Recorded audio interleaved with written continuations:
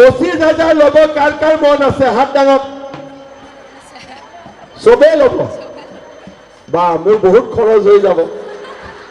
ঠিক আছে খৰচ হ'লেও হ'ব কবাৰ পৰা যোগাৰ কৰিম কিন্তু 10ৰ পৰা 25 পাওঁতে মাজত এটা কথা আছে ঘৰত কিন্তু বাচ্চা তিনটাতকৈ বেছি হ'ব নোৱাৰিব হ'ব মই কেইদিনমান আগতে আমাৰ ধুবুৰীত গৈছিলোঁ মহিলা এগৰাকীয়ে মোক সুধিলে যে মামা মইতো মহিলা উদ্যমিতা নাপালো মই বোলে বৰ বেয়া কথা হৈছে আপুনিতো পাব লাগিছিল ঘৰত বাচ্চা কেইটা আছে বোলে 7টা তেনে মই ক'লো 7টা বাচ্চা কেনেকে হ'ল বোলে মামা আল্লাই দি দিলে তেতিয়া মই তাক বুজালো যে আল্লাই বাচ্চা নিদিয়ে বাচ্চা গিৰিয়েক ঘৈণীয়েকে সন্মতিতহে বাচ্চা হয় এনে বাচ্চা নহয় ইয়াতে আল্লাহ কিয় মাতি আনিলে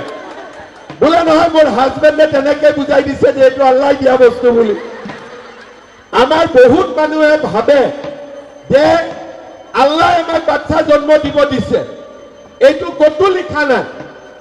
আজি ইমান বাচ্চা ঘৰত জন্ম হ'ব লাগে যিমানক আমি স্কুলত পঠিয়াব পাৰো কলেজত পঠিয়াব পাৰো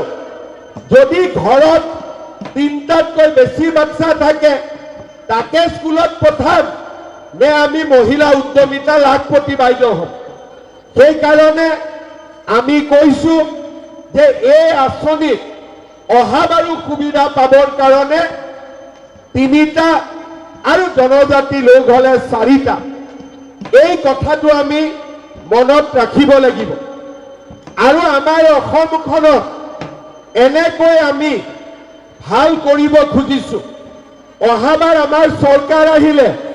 আমিতো নতুন নিয়ম কৰিম যে যদি কোনোবা নতুন বিয়া হোৱা মহিলা 3, 4, 5টা সন্তান হয় তেতিয়ালে চৰকাৰৰ বিনামূলীয়া সুবিধাবিলাকো নাপাব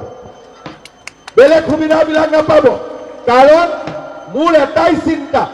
যে আমাৰ বাচ্চা যিমান অসমত জন্ম হয় সবে যাতে স্কুলত যাব পাৰে কলেজত পঢ়িব পাৰে আৰু সেই কাৰণে মই কম বয়সতে ছোৱালীৰ বিয়া হোৱা বাল্য বিবাহ অসমত মোটামুটি তাক আমি আজি বন্ধ কৰি দিছো